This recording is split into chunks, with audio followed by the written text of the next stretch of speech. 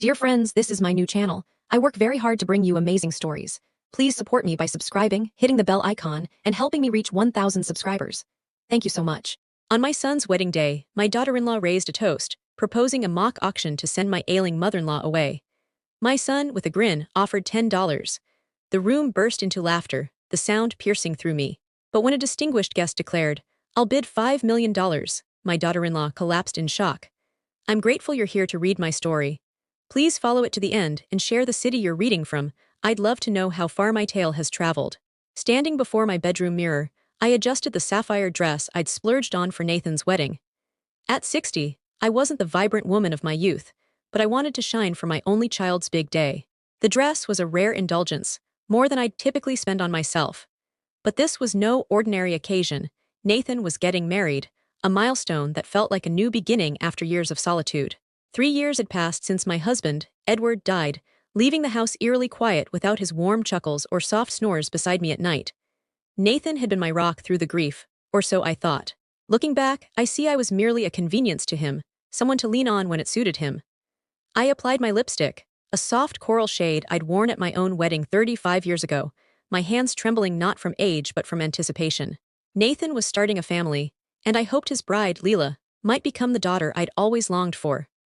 The 45-minute drive to the venue was filled with memories of Edward, who would have beamed with pride seeing Nathan in his sharp black tuxedo, a mirror image of his father on our wedding day. But unlike Edward's loving gazes, Nathan barely acknowledged me when I arrived. "Mom, you're here," he said with a quick, perfunctory hug, his tone as warm as you'd offer a distant aunt. "Of course, sweetheart," I replied. "I wouldn't miss this." He was already turning away, distracted by someone else, leaving me feeling like a ghost in my own son's world. I stood awkwardly for a moment before heading to find my seat, only to discover I wasn't at the family table with Nathan, Leela, and her relatives. Instead, I was relegated to a table in the far corner with strangers. Confused, I approached the wedding planner, a young woman with a clipboard and a practiced smile. "There must be a mistake," I said. "I'm Nathan's mother." She checked her list. "You're Margaret Ellis, correct? You're at table 14, as requested." "Requested by whom?" I asked, though I already suspected. Leela had arranged this and Nathan hadn't objected. My heart sank, but I forced a smile and shuffled to the back. The ceremony was stunning. White lilies, candlelight, a violin quartet weaving soft melodies. But as Nathan vowed his life to Leela, I couldn't shake the feeling that she was already turning him against me. During the kiss, as applause filled the air, Leela's eyes met mine, and she smirked, a small, deliberate jab that confirmed my fears. This wasn't going to end well. The reception began pleasantly enough, with guests mingling and wine flowing. I sat at my table of strangers, making polite small talk about the decor and the weather. A quiet, well-dressed older man sat beside me, introducing himself as Jamal. He seemed content to observe, speaking little but offering kind smiles. "You seem out of place too," I whispered during a pause. He nodded, his eyes warm. Sometimes the real moments happen on the edges. I didn't grasp his meaning then, but I would soon. Trouble brewed during the toasts. Leela's father spoke warmly, welcoming Nathan into their family. Then Nathan took the microphone, praising Leela's charm and wit, never once mentioning me or the years I'd raised him alone after Edward's death when he was 15. Then Leela stood, her smile sharp as a blade, holding her glass high. "I have a special toast," she announced, her voice ringing clear. "But first, a little fun. We all know Nathan's mom, Margaret, hasn't been well lately, a real worry for him. So let's have a playful auction. Who'll take this dear mother-in-law off our hands?" The room erupted in uneasy laughter. Some guests looked horrified, others amused. My face burned, my hands clutching the tablecloth until my knuckles whitened. "Come on, Nathan," Leela teased. "What's your bid for your sweet mom?" I looked at my son, the boy I'd sacrificed everything for, waiting for him to shut this down. Instead he stood, raised his glass and said with a chuckle, "I'll give $10. The laughter grew louder, a cruel wave crashing over me. $10 for the woman who'd worked double shifts to fund his education, sold her jewelry to buy his first car, and put his dreams before her own. I wanted to flee, but my body wouldn't move. I sat, frozen, enduring the worst moment of my life as strangers laughed at my expense. Then Jamal stood, his voice slicing through the noise. $5 million. The room fell silent, as if the air had been sucked out. Leela's glass slipped from her hand, shattering on the floor.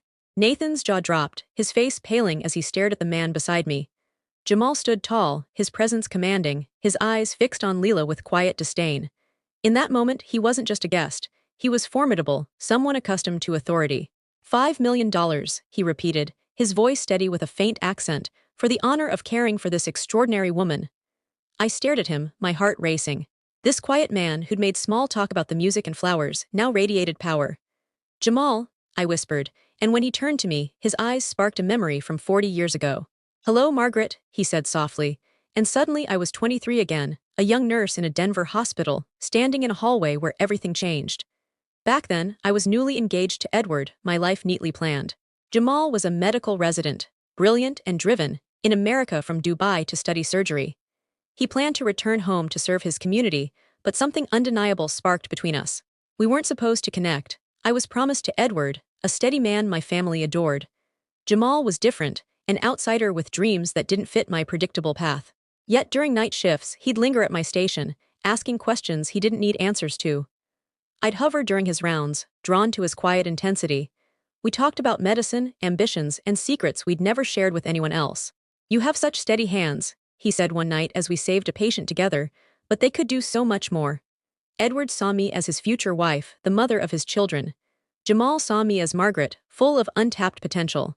One late night in the break room, exhausted after a crisis, he confessed, I shouldn't be falling for you. You're engaged, and I'm leaving for Dubai when my residency ends. But I can't stop thinking about you. I admitted I felt the same, and for 6 months we stole moments, quiet talks, hidden kisses, a love that burned brighter than anything I'd known. He gave me poetry, small tokens from markets, stories of his home's starry skies.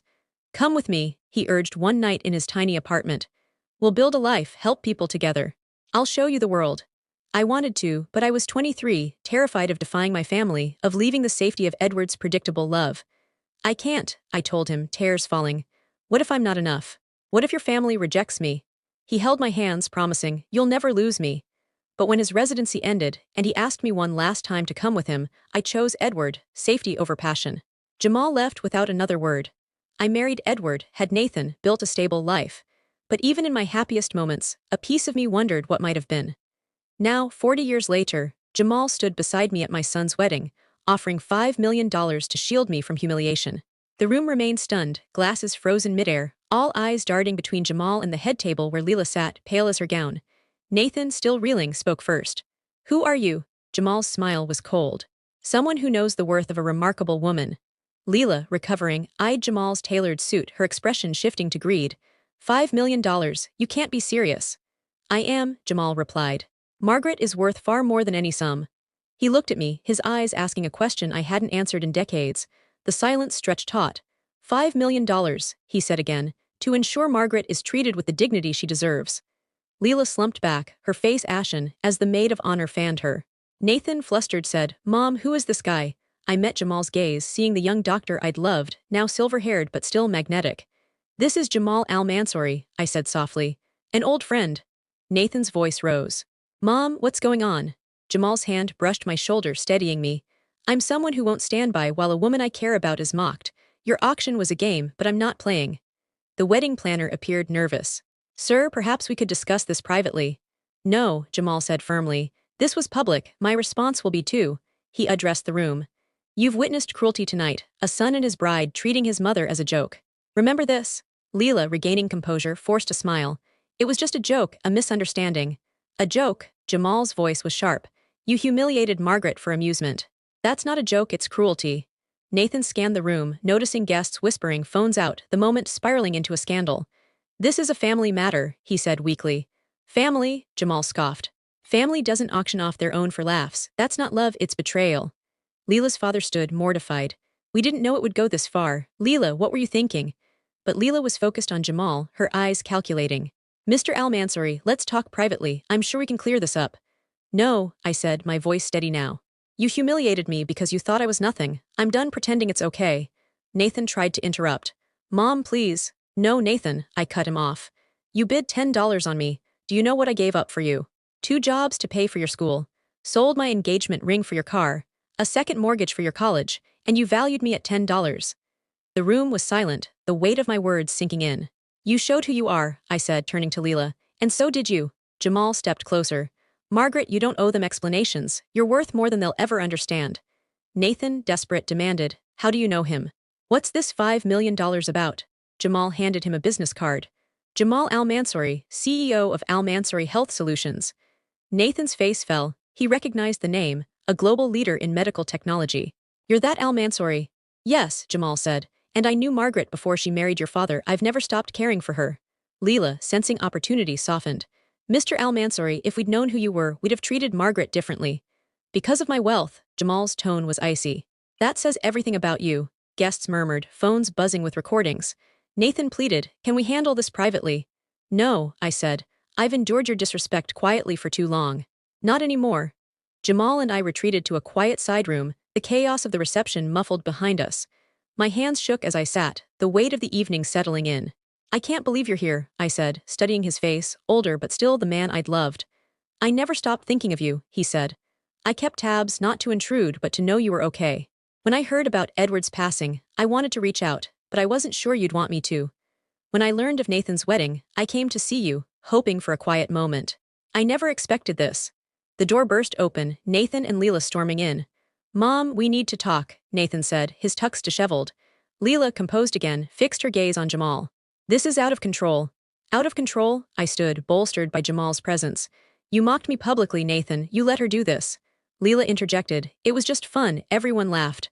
At me, I snapped. There's a difference. Nathan ran a hand through his hair. Maybe it went too far, but you're blowing it up. I'm blowing it up, I nearly shouted. You valued me at $10, Nathan. I gave up everything for you. Leela tried a new tack, smiling at Jamal. Mr. Al Mansouri, we got off on the wrong foot. Let's have dinner, clear this up. No, Jamal said coldly. Your actions weren't a misunderstanding, they were deliberate. Nathan's voice cracked. You don't know her, how demanding she can be. Demanding? I stared, stunned. When have I ever asked for anything but respect? Silence fell. Leela, undeterred, pressed Jamal. People will talk, say awful things about our family. Your family? I snapped. You've treated me like an outsider from the start, seating me in the back, mocking my health. Don't pretend you care now. Nathan sank into a chair. It's true, he admitted, voice low. I let it happen. Mom, I'm sorry. For a moment, I hoped we could mend things, but Leela's grip on his shoulders tightened, her voice sharp. Don't let her manipulate you, Nathan. She planned this, bringing her rich friend to embarrass us. My plan? I laughed bitterly. I didn't even know Jamal would be here. Jamal stood, his presence commanding. Mrs. Ellis apologized to Margaret. Now, Leela bristled. I don't owe her anything. Jamal scrolled his phone. Nathan, you work for Carter Medical Supplies, correct? Nathan nodded, confused. Guess who their biggest client is? Jamal said. Al Mansouri Health Solutions owns a 65% stake. I don't handle daily operations, but I see performance reports. Nathan paled, realizing his job was under Jamal's influence. Leela's confidence wavered.